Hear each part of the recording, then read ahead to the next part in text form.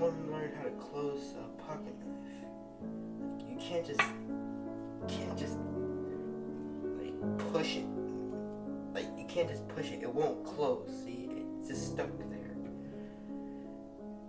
But if you really want to know how to close it, like you just have to press like this button or whatever, like right here. See, just press it like really hard, and there it closes. See, it's easy. See, let me show you again.